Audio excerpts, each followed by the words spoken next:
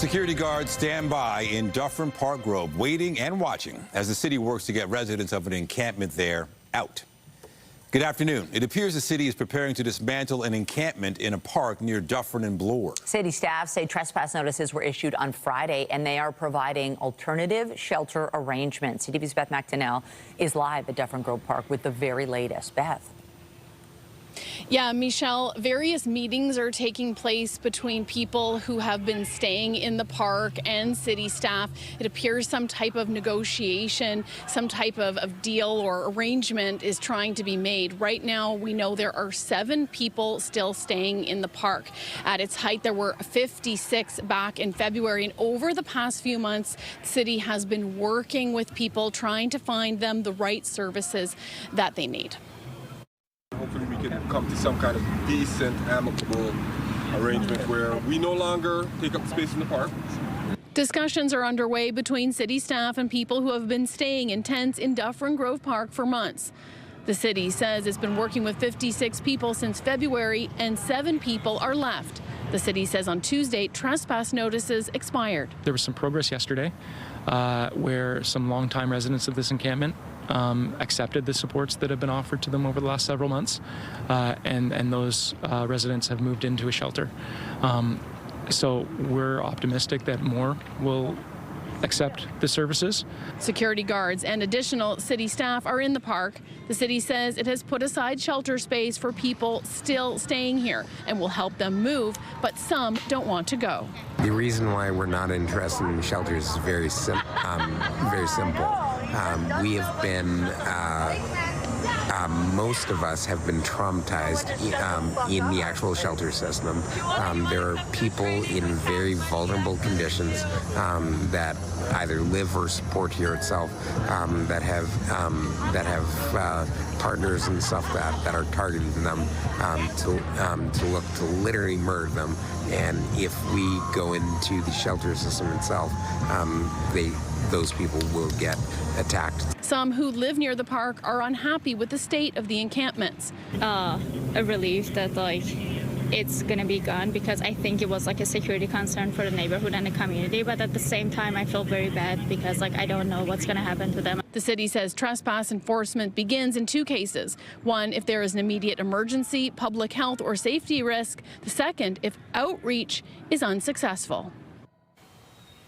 One resident staying here in the park that I was speaking with says that he wants a 1-bedroom, and some other residents want 1-bedrooms as well. I asked the city spokesperson about this, and he told me that essentially it's about developing a housing plan, something specific that meets the needs of each individual person that's staying here. It's not that eventually that 1-bedroom isn't possible, and 9 of the people that have left since February have moved to permanent housing. Reporting live, I'm Beth Macdonell. Michelle and Nathan, back to you. Thank you, Beth. And the city's shelter support services are among the concerns raised by a group gathered at Nathan Phillips Square. Demonstrators are accusing the city of mismanagement on a number of issues.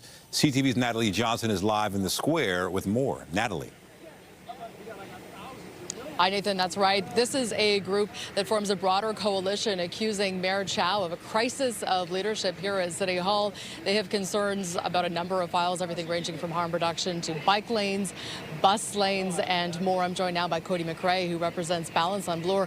Cody, tell me the concern of the group here when it comes to the way this administration is operating at City Hall. Yeah, I think it's just about the process in general, and it's about truth and reality. And it's about actually listening and having tough conversations with residents of their community. I think we really need to get together. It's not about left or right. It's about what works, and it's about building communities and being about balance and listening to concerns from residents, because we've been ignored now for years from this current administration. Chow and numerous councillors do not actually take the time to listen to concerns of citizens, and they just carry on with ideology and based upon spin after spin after spin, instead of actually getting together with the communities, listening to the concerns and responding to the concerns and implementing policies based on what they're hearing. Next year is an election year as we move into 2026. We're going to see some campaigns get underway. What are you hoping to see at the municipal level? Yeah, I hope to see a lot of change. There's a lot of councillors, including ours, Amber Morley, who doesn't deserve to be there, in my opinion. And currently, the way the mayor is operating, I don't think she deserves to be there either. She, again, they just ignore and dismiss valid concerns from residents, and it's a growing concern, as you saw earlier today. We need to build a city that works for everybody, not just the loudest 3% of activists in the room. Okay, and I've just received a response from the mayor's office that reads, Mayor Chow is focused on addressing the cost of housing and homelessness through building more affordable housing, fixing our aging TTC, and addressing crime by hiring 700 more police officers and investing in youth and many other challenges that face a growing and thriving city. That's it for now from City Hall. I'm Natalie Johnson. Michelle and Nathan, back to you. Thank you, Natalie. Still ahead, the Bank of Canada cuts the key lending rate to 2.5%. Details coming up a little later in the newscast. But first, we take you outside. Here is a live look at the city skyline. Beautiful conditions. Once again, we have been treated every day to lovely September weather, and today is one of the hotter days on the schedule. We're talking humidity, Lindsay. Feeling like 30 at the height of this afternoon, Michelle. How about that for now entering the second half of September? And believe it or not, tomorrow could be even hotter. Here's a look at where we stand right now. 22 degrees, feels more like 24. Once again, we're dealing with an east wind. You may not notice it all that much because the winds are very light in nature. All is pretty clear on the satellite and radar. We have had a little more cloud today in eastern sections of Ontario, Kingston over toward Ottawa, creeping into Peterborough, and perhaps even Durham region experiencing some cloud mixing with the sun. But we anticipate it will be a dry weather day, mainly sunny this afternoon, 25 degrees, humidex 29, and tomorrow it's going to feel like 32. So we'll talk about that and the chance of a shower tomorrow afternoon. That's all ahead. Nathan, for now, I'll send it over to you. All right. Thank you, Lindsay. A search for answers is underway in the downtown core after a pedestrian was struck and killed early this morning. It happened near Sherbourne and Shooter around 12:30 a.m. Police believe a man in his 20s was lying in the road when he was hit by a vehicle driven by a man in his 40s. Emergency services attended the scene of this collision and administered life-saving measures. However, very unfortunately, the victim succumbed to his injuries and he was pronounced deceased at the scene. I can tell you that the driver did remain on scene and he is cooperating with the investigators. Police haven't confirmed why the man may have been lying on the road, and they're asking witnesses or anyone with dash cam footage to get in touch. Police were investigating after a stabbing at Finch West Station last night. Toronto police say a male victim was found stabbed in the bus bay area of the station. This was just before 10 p.m. He was rushed to hospital with serious injuries, but is expected to survive. There's no word on any possible suspects at this stage. And looking north of the city, investigators are searching for 2 suspects wanted in connection with a fire in Vaughan. York Regional Police say just before 1:30 yesterday morning, officers responded to a fire in a commercial plaza near Centre Street and Dufferin. 2 suspects can be seen smashing a glass door and using an accelerant to start the flames. The building was unoccupied and there were no injuries. Witnesses or anybody with information is asked to call police or Crime Stoppers. Provincial police say a 21-year-old man is facing charges after a dangerous wrong-way driving incident on the 401 in Milton. Ontario Provincial Police sharing this footage from a vehicle driving westbound near James Snow Parkway at around 6 p.m. on September 7th. Suddenly, a vehicle appears in the center lane driving in the opposite direction. The driver of the sedan loses control, begins to swerve, and narrowly avoids a head-on crash with the driver who captured this footage. Police say the incident could easily have turned fatal. That driver had sideswiped several other vehicles before he actually crashed himself into a light standard. He then fled on foot from the scene, but was apprehended a very short time later by Mississauga OPP. The 21-year-old man from Toronto is facing several charges, including dangerous driving and leaving the scene of an accident. We're learning more about the 23-year-old victim in Monday night's fatal shooting in Scarborough. Drake offering condolences as police try to figure out why Shakur Clark Sargent was killed. CTV's John Musselman has the story. Police allege it was a targeted killing. A 23-year-old man shot and killed just after 10 o'clock near Kingston and Galloway roads. I can tell you the victim has been identified as Shakur Clark Sargent, 23 years old, of Toronto. I'm also able to advise that we have made 1 arrest in relation to this investigation, and we have 1 more suspect that is still outstanding. Police won't say if they have recovered a firearm. The victim has been identified online as rapper YTN Paco. People were posting the victim's music and offering online condolences. Drake also posted about the victim on his social media feed. I do have information that he had a rap persona. To the extent of that, I really don't know. I don't know how popular he was. I don't know what platforms he was on. I do know that he had some music he released, and keep in mind this is really early in the investigation. Investigators would not get into any possible motive for the murder, but they believe it was planned and deliberate. The man in custody has been charged with first-degree murder. Investigators say residents in the area can expect an increased police presence as officers canvass for any additional evidence. Right where they found that shoe, that's where my kids play every day. There's still police tape right over there. So when they saw that this morning, they were kind of aghast. Anyone with information is asked to call Toronto Police or Crime Stoppers. John Musselman, CTV News.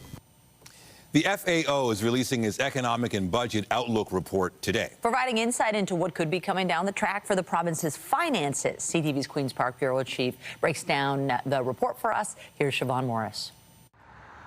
In the midst of a trade war with no end on the horizon, Ontario's Financial Accountability Officer shares a prediction of the province's finances marked by lots of red ink. The FAO projects that the budget balance will deteriorate from an estimated deficit of $1.3 billion last year to a deficit of $12 billion in this fiscal year. That's based on a few different factors. From a projected 1.7% decline in revenue due to a slowing economic outlook and the loss of temporary revenues, combined with a 3.1% increase in spending. A spokesperson for the Minister of Finance stresses this report's only a snapshot in time, writing in part, as highlighted in the 2025 budget, we remain on a clear path to balance by 2027-28 as we work to protect our economy and make Ontario the most competitive place to do business in the entire G7.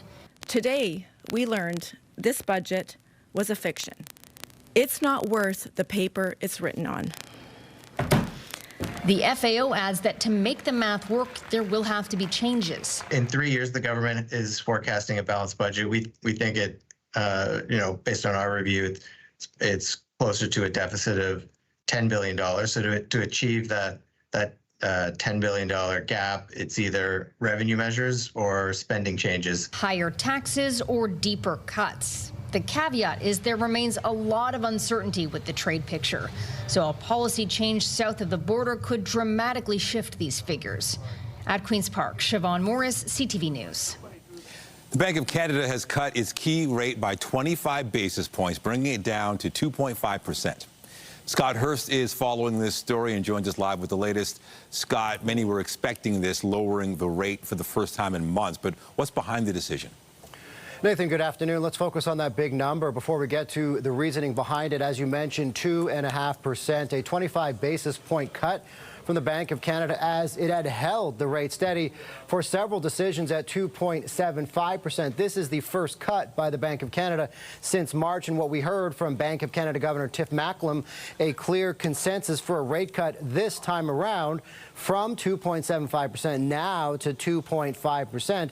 And the Bank of Canada Governor Tiff Macklem focused on three developments that have really shifted the risk. Firstly, being Canada's labor market has softened further. There's also upward pressure on underlying inflation. That's diminished, and the removal of retaliatory tariffs by the Governor of Canada, there's less risk to future inflation. And so those are some of the key factors that we heard from Bank of Canada Governor Tiff Macklem for the reasons why this rate cut for the first time in several months. Here's more from the Bank of Canada Governor explaining this decision. At this point, inflationary pressures look a little more contained, and against that background and the background of a weakening economy that will put additional downward pressure on inflation, that tipped the balance of risks in favor of cutting our policy rate today. But we are proceeding carefully. We are going to be balancing those risks, and we don't want Canadians to have to worry about big increases in the cost of living. So specifically further to the point about the labor market, it has taken a major hit in those industries specifically targeted by tariffs. We're talking about the steel and aluminum industries, the auto industries in particular, but also employment growth in other parts of the economy have also slowed as businesses have scaled back their hiring plans and the unemployment rate climbing to over 7%. So you kind of put all these into the blender for the Bank of Canada as reasoning why they came to this decision to cut interest rates by 25 basis points from 2.75, where it had been for several months, to now 2.5%, Nathan. And with that, Scott, what are the central bank's major concerns in the months ahead? There are a lot of concerns going forward, particularly around still all the uncertainty. As the Bank of Canada has said, it will focus really on a shorter horizon than usual. Of course, a lowering of the rate will help ease borrowing, first and foremost for those with variable rate mortgages. But because of all the uncertainty still going on in the economy, in the whole global restructuring of the world economy, and really the unpredictability of the White House, where things could change at a moment's notice, as we continue to deal with the trade and tariff war with the Donald Trump administration, the Bank of Canada is still concerned about all the uncertainty and further contracting of our economy as it looks about what it plans to do in the future in terms of any more rate cuts coming down the pipe. But in the meantime, it's decided that there is a point right here where, after holding steady for several months, Nathan, it has cut the key interest rate to 2.5%. All right, CTV's Scott Hurst in the CTV National Newsroom. Thank you. Thanks, Nathan. The U.S. is taking the first official step toward renegotiating its trade agreement with Canada and Mexico. America's trade representative will begin 45 days of public consultations prior to a mandated review of the trade deal next year. There will also be a public hearing in November. The Prime Minister is looking to change some aspects of the deal, pointing to exemptions in trade law that allow the U.S. to impose sectoral tariffs on Canada. Mexico has started a public consultation process to gather information on the functioning of the trade agreement. It has so far shielded Canada and Mexico from the full impacts of America's tariffs. Meanwhile, Prime Minister Mark Carney will travel to Mexico tomorrow. The Prime Minister's office says he'll meet with Mexico's president. They're scheduled to talk about security, infrastructure, investment, energy, and trade. The visit is intended to enhance ties with Canada's key trading partner. One of Canada's highest-profile politicians has resigned from the federal cabinet. Chrystia Freeland is no longer Transport and Trade Minister. Instead, she will now serve as Canada's new special envoy for the reconstruction of Ukraine. CTV's senior political correspondent Mike Lecouteur has more. Chrystia Freeland left her final cabinet meeting with Prime Minister Mark Carney, signaling an amicable departure. Now, details of her new job only came in a statement from Carney, saying, "I have asked Chrystia to serve as Canada's new special representative for the reconstruction of Ukraine." A source speaking on background says Freeland will work with Ukrainian leaders to rebuild its economy. The work that Chrystia will lead on Ukraine will be deeply impactful, not just for the war, but for Canada's national security. Since 2013, Freeland has been linked to Justin Trudeau, handling key portfolios and becoming the country's first ever female finance minister. Chrystia, what the are you doing in Alberta? She also became a divisive political figure because of those ties to Trudeau. She's probably trying to get out of town and as far away as possible before this disastrous November budget comes, and I don't blame her. In her first resignation from cabinet last December, she wrote a blistering letter criticizing Trudeau for costly political gimmicks. That led to his resignation as Prime Minister less than a month later.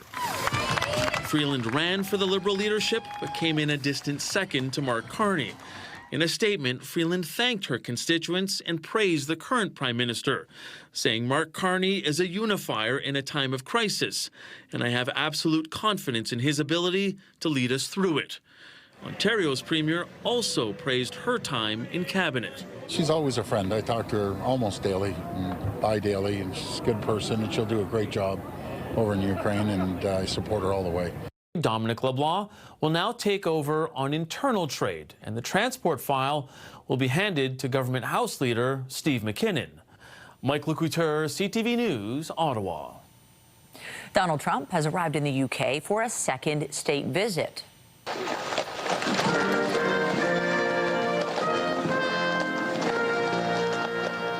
The U.S. president was treated to pomp and pageantry at Windsor Castle, where he and First Lady Melania Trump are being hosted by the king. The visit is intended to show the transatlantic bond remains strong. Trump will meet with Prime Minister Keir Starmer tomorrow. They're expected to sign a technology partnership accompanied by major investments in nuclear energy, life sciences, and artificial intelligence. Turning to the ice, the Toronto Maple Leafs are lacing up their skates, getting ready for the upcoming season. Leafs training camp opened this morning with members of the team taking time to speak to the media. CTV's Sean Leathong is live at Ford Performance Center with more. Sean. Well, Michelle and Nathan, this is a strange one for the Toronto Maple Leafs. For the first time in nearly a decade, the talk is about who is not here. It's because Leafs great Mitch Marner left in the offseason to free agency, going to the Vegas Golden Knights. The players talking about their relationship with Mitch Marner and what that means to them. And above that, it's, of course, talking about the finish to last season. The Toronto Maple Leafs losing in the second round of the playoffs in Game 7 to the eventual Stanley Cup winning Florida Panthers. That final game, the final score of 6-1 being on the mind of these players as they look towards the new season with some new additions not quite reaching the level of Mitch Marner, but players nonetheless that the team is excited about. But the players talked about what it was like to say goodbye to Mitch Marner, specifically captain Austin Matthews, and they also talked about what that Game 7 loss. Here's first Austin Matthews, followed by Coach Craig Berube. You know, your teammates, you're also friends, and he'll be a friend of all of ours for life. So, you know, those are always tough conversations to have, but at the end of the day, you know, he made his decision, and you know, we wish him nothing but the best moving forward, and we're moving on. Like I said, you know, bringing in some new faces, some new guys that we're super excited about.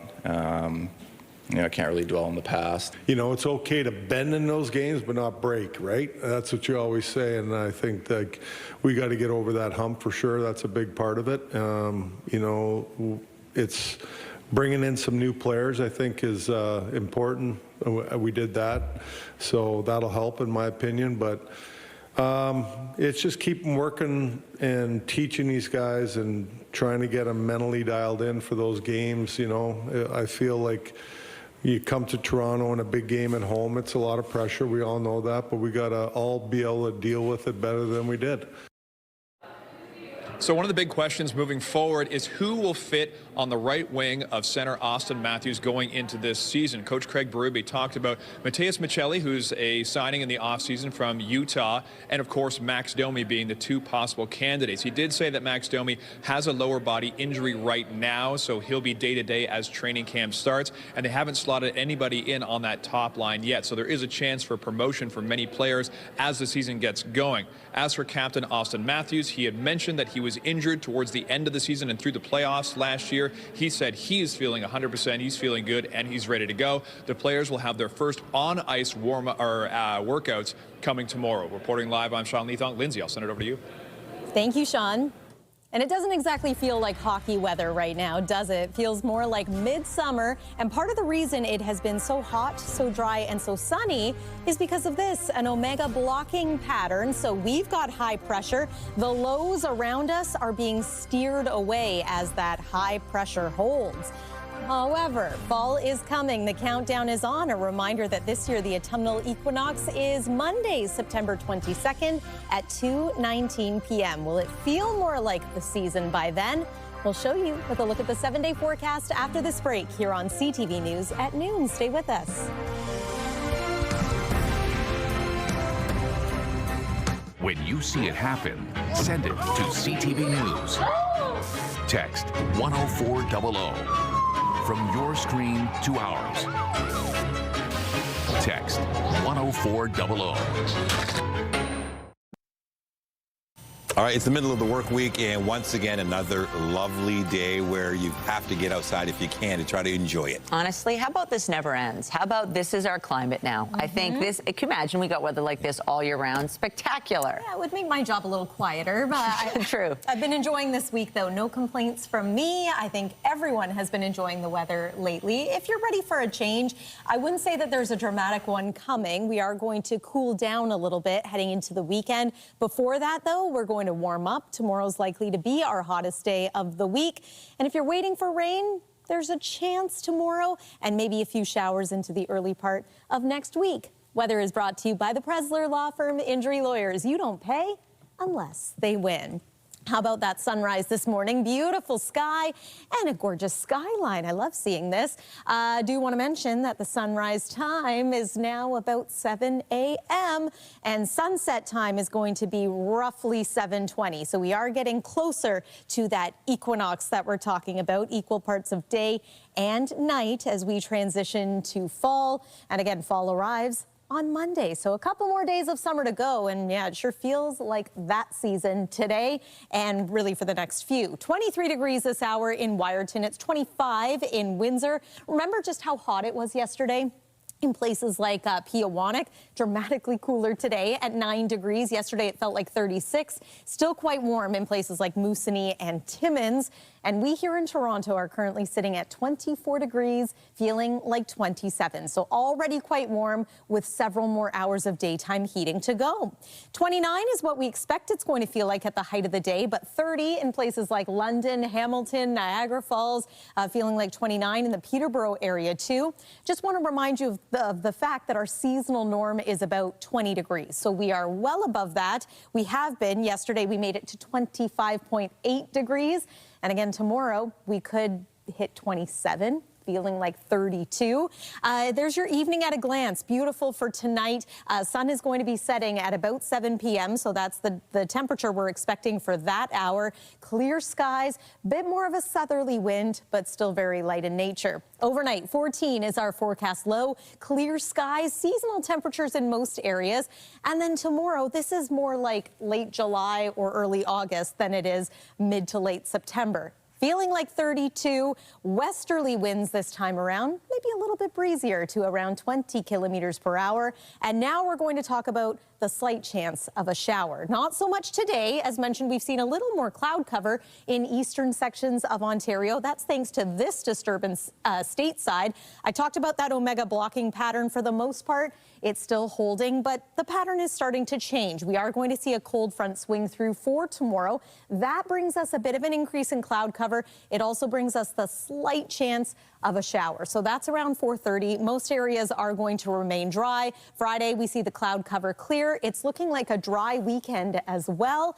And then a chance of showers returns into next week. So we go from 27 degrees feeling into the 30s on Thursday to a high of 22 Friday. Only 19 degrees for Saturday, so that will be a noticeable change. But then some warmth returns for Sunday and into the early part of next week. Chance of showers for both Monday and Tuesday at this time. That's the weather for now. Michelle, over to you. Thank you, Lindsay. Well, this next story is weather-related. Smaller than normal pumpkins are popping up in different parts of the country ahead of Thanksgiving and spooky season. CTV's Spencer Turcott has more on how the dry and hot summer is largely to blame. Vibrant rows of pumpkin varieties are on display at Good Family Pumpkins in Waterloo. But this summer's weather across much of the country hasn't been kind to the plant. For sure, the lack of rain has definitely, in August, has affected some of the growth. And Karen Good of Good Family Pumpkins says their larger Halloween-type pumpkins have had a bit of a spook because of the dry and hot conditions. I think with some of our bigger pumpkins, I feel that they're smaller. Although they've had better luck than others. For our farm, not as significant as maybe some other farms in Quebec, or PEI was also having some issues. These ones should be at least 30% bigger. Philip Quinn of Quinn Farm in Quebec has noticed fewer pumpkins in his patch. Usually a nice healthy plant will have 5 or 6 fruit on it for this variety and 3 or 4 fruit on it for this variety. But we're seeing plants here with just one single large fruit and then maybe a smaller fruit on it. It's a similar tale across much of the country. About 71% of Canada was classified as abnormally dry or moderate to extreme aridity, according to the Canadian Drought Monitor. So it seems like Good Family Pumpkins may have lucked out, considering they haven't taken much of a hit. Whether it's our soil, whether it's just we got lucky, the varieties we grow, yeah, hard to know. Meaning more out-of-town customers may be coming Karen's way. I get people here saying, yeah, my friend has a farm up wherever up north, and they don't have any pumpkins. It's a total crop failure, and that's like maybe an hour or two from here. So with the spooky season fast approaching, some patches are dealing with the trickiness of little precipitation. Others have the treat of an almost normal crop. Spencer Turcott, CTV News, Waterloo. Coming up, a new study shows an increasing number of cancer patients are being diagnosed in emergency rooms, highlighting the shortage of family doctors.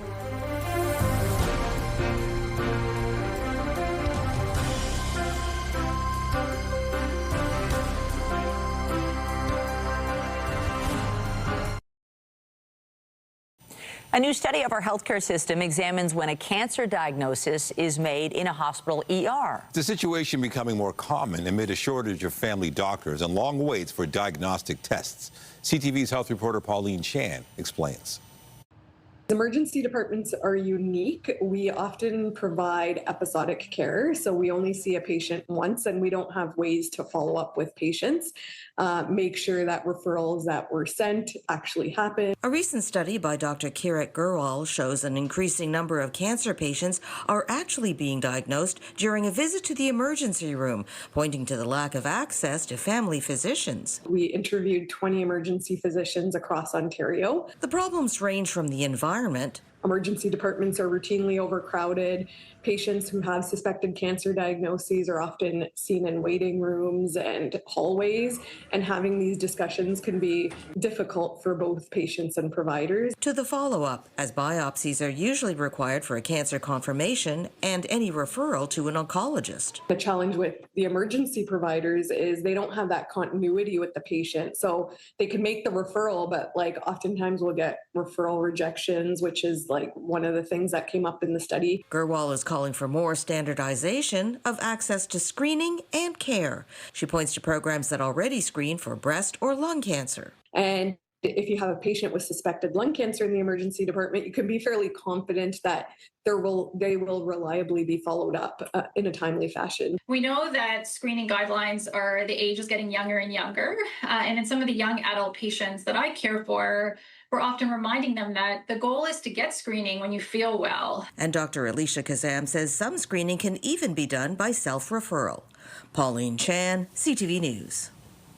Fall is just around the corner, and that means the return of respiratory virus season.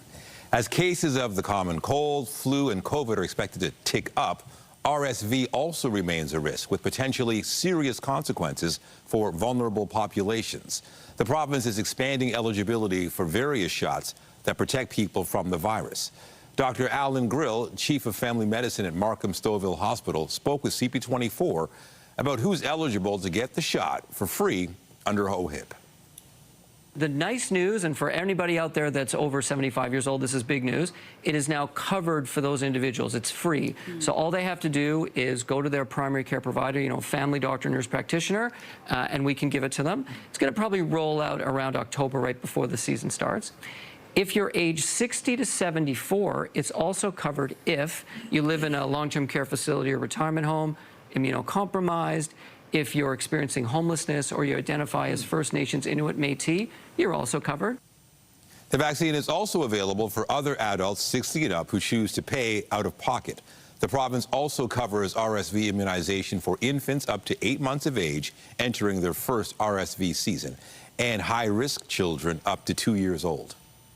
The province is once again expanding the scope of practice for a number of health professionals. Health Minister Sylvia Jones says the changes will reduce wait times and pressure on the healthcare system by allowing more providers to work to the full extent of their training and expertise. Among the proposals, optometrists would gain the authority to perform minor surgical procedures under local anesthesia, and certain psychologists would be able to prescribe medications like antidepressants. The province would also expand the list of conditions pharmacists can treat and the tests and vaccines they can administer.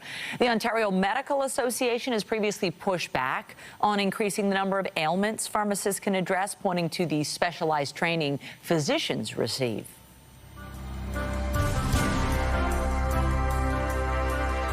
Get Toronto's top stories, breaking news alerts, and watch live. Download the CTV News app. As Air Canada flight attendants face off with their employer over a new contract, similar negotiations are set to get underway at WestJet. The union says it has served notice to bargain a new collective agreement before the current one expires December 31st. CUPE says WestJet flight attendants are seeking better treatment and compensation for what it says is unpaid work while the planes are on the ground. Earlier this month, Air Canada flight attendants rejected their employer's latest wage offer in a new contract vote after striking in August over similar concerns. Speaking of WestJet, the airline has begun repair work on the plane that experienced a hard landing in Saint Martin last week. The flight from Toronto landed roughly on its right landing gear on the runway of Princess Juliana International Airport on September 7th. The Transportation Safety Board of Canada launched an investigation shortly after. The airline says investigators have released the plane to them, allowing repairs to begin. We're learning more about a botched investigation into a pair of car salesmen accused of selling stolen cars. The charges were dropped last week. As CTV's John Woodward reports, one salesman and his lawyers say Toronto police made a simple but consequential mistake. It's been hard for Fatty Zito to go out in public this past year. You cannot do anything. You cannot work. Anywhere you go, people look at you in a bad way. They think you're a criminal. Toronto police accused the 33-year-old car salesman of selling around 24 stolen cars out of this Scarborough dealership, alongside fellow salesman Harris Bachneck. For 176 charges, I'm like, in my whole life, I never get arrested. I never had a problem, not even a ticket. The charges came at the height of a vehicle theft crime wave, with $1.5 billion worth of vehicles taken off the street annually nationwide. Zito insisted he wasn't guilty. He says he tried to show officers documents with the history of one Porsche Cayenne he sold that went straight back to the manufacturer. The pair were also accused of forging Carfax vehicle history reports, and that may be where the charges fell apart, said his lawyer, Danny Kafetz. There was nothing wrong in any of the documentation. Kafetz says police believe the Carfax reports were forged because the ones given to customers at the time of sale didn't match the ones they pulled up during their investigation. Here are two Carfax reports that illustrate the problem with that approach. They're both from the same car, but from different dates. This one has an extra year's worth of information. That's why they don't match. The Carfax that was obtained by the police through serious error in their part was for a different day than the day the car was sold. W5 pulled the original reports from the source and showed they were legitimate. Our reporting also determined that some vehicle identification numbers had been listed as exported before they were sold at the dealership, a common tactic to disguise stolen cars for legitimate sale. That sort of VIN fraud is so common, Carfax estimates there are over 140,000 disguised stolen vehicles on Ontario roads. Some may have gone through that dealership just by chance. Toronto Police and its association told CTV News they stand by their work. The main thing is, to me, it's just to clear my reputation at this moment. It's not about going after anybody. Kafetz not ruling out suing the Toronto Police. Zito just wants to get back to selling cars. John Woodward, CTV News. Meanwhile, drivers are in for a big drop at the pumps as stations switch over to a cheaper blend of winter gasoline. Dan Macrae, president of Canadians for Affordable Energy, says much of the province will see a 10-cent drop tomorrow. Macrae says stations are required to sell the summer blend from April 15th to September 15th, but switch over a few days later, resulting in a price drop. The summer blend contains more alkylate, while the winter blend uses more butane, which is a much cheaper component. One of the co-founders of the Ben & Jerry's ice cream brand has resigned, claiming parent company Unilever is stifling its ability to express its views. Jerry Greenfield says the independence they once had to speak up on social issues has been stifled. In his letter, there was no mention of Israel's ongoing military operation in Gaza, but Ben & Jerry's has been an outspoken critic of Israel's treatment of Palestinians for years. Greenfield's resignation comes 5 months after Ben & Jerry's filed a lawsuit accusing Unilever of firing its chief executive over his support for the brand's political activism. The Philadelphia Flyers have confirmed goaltender Carter Hart will not return to the team following a high-profile sexual assault trial in London. The Flyers say Hart is seeking a fresh start after being away from the team for 18 months. The NHL announced earlier this month it was reinstating Hart, Dylan Dubé, Michael McLeod, and Cal Foote, as well as Alex Fermenton. The 5 former World Junior players were acquitted of sexual assault stemming from an incident in 2018. They are eligible to sign an NHL contract October 15th and play in games December 1st. The Blue Jays will be looking for their 7th win in a row tonight after another dramatic finish in last night's game. And the 0-2. Got him! The Jays are known for their comebacks, but last night it was Toronto that had to hold off the Rays, who had 2 on base and just 1 out in the 9th. Reliever Jeff Hoffman got the job done, and the Jays win 6-5 for their 6th straight win. Kevin Gosman gets the start tonight. Meanwhile, the Blue Jays will be without shortstop Bo Bichette for the remainder of the regular season. Jays manager John Schneider confirmed the news, saying the team is focused on getting the 27-year-old back in time for the playoffs. The All-Star shortstop sprained his knee September 6th after a collision at home plate with the Yankees catcher. Bichette leads Major League Baseball in hits and is among the league leaders in batting average. He was a humanitarian, a heartthrob, and a Hollywood icon. The world is remembering Oscar-winning actor and director Robert Redford. The star died Tuesday morning at the age of 89. CTV's Andrea Case looks back at his career. Well, that ought to do it. Use enough dynamite there, Butch?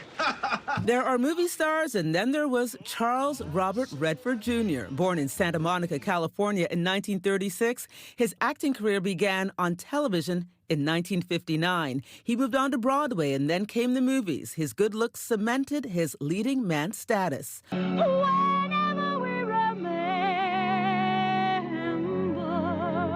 Robert Redford was someone who I think wasn't always given credit for his enormous talent as an actor, simply because he was too good looking. He had the Brad Pitt syndrome that people, I think, for a while just refused to take him as seriously as he deserved to be taken as an actor.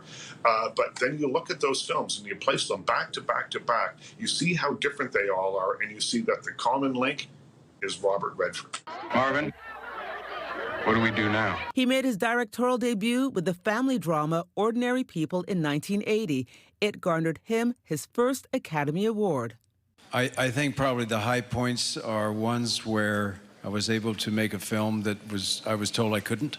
Their performances I'm pleased with, but I'd rather not get into that. Redford stood for many issues, his star power attracting attention to causes which included political activism, the environment, Native American and Indigenous peoples' rights, and LGBTQ rights.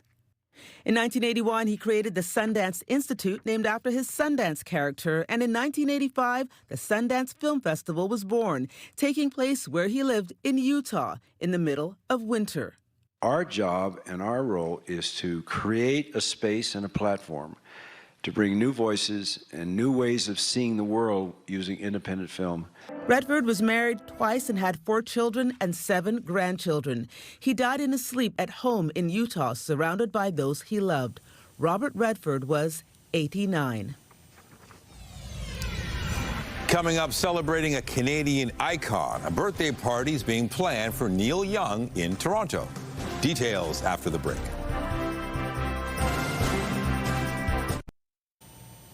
He's a Canadian icon, and Neil Young is about to celebrate a milestone birthday. To mark the occasion, a big party is planned for here in Toronto. Wanna see you dance again, because I'm still in love with you. More than a dozen Canadian musicians plan to mark his 80th birthday with a fundraiser at Massey Hall in November. Serena Ryder, Dallas Green, Jim Cody, and Donovan Woods are among the artists in the lineup. Organizers say the set list will span Young's entire catalog of music, which dates back to 1969. And proceeds from the concert will go to the music education charity Music Counts. Neil Young himself has been, of course, invited to the party, but it isn't clear yet if he's going to attend. Tickets go on sale Friday morning. And the finalists for the 2025 Toy Hall of Fame are out, and there are some surprises. The list is compiled each year by the Strong National Museum of Play, and this time around, snow is one of the options up for the honor. Referring to snowball fights, organizers describe the substance as mostly harmless projectile that provides endless fun. Other finalists include board games, Trivial Pursuit, Connect 4, and Catan, as well as spirographs, scooters, slime, Tickle Me Elmo, Furby, and cornhole. The public can vote on their favorites, and a panel of judges will decide which will be inducted into the Toy Hall of Fame in November. Is snow a toy? No, it's not a toy. Come on. That list gave you a whole bunch of toys. Dirt. Nature's toy. Yeah, snow. Dirt. My son loves that toy. Those aren't toys. Both of those toys are free, though, so there's very that. true. Yeah, it's very accessible to all, especially in this country, but we're not talking about snow. No, the farthest thing from snow. Any snow would melt out there today. It is a very warm September day, and it's going to be above seasonal tonight as well. Here's your overnight at a glance. Clear skies, 14 degrees. How about tomorrow? 27 degrees will feel like 32, and the next few days are going to be warm as well. There's one more look at the 7-day forecast. Nathan and Michelle. Thank you, Lindsay. And that is CTV News at noon. Remember, you can get Toronto's breaking news all day long on CP24 and at ctvnewstoronto.ca. For Lindsay Morrison and all of us here, have a pleasant afternoon. I'm Michelle Dubé. And I'm Nathan Downer. Be sure to join us later for CTV News at 5 and 6. Have a great afternoon.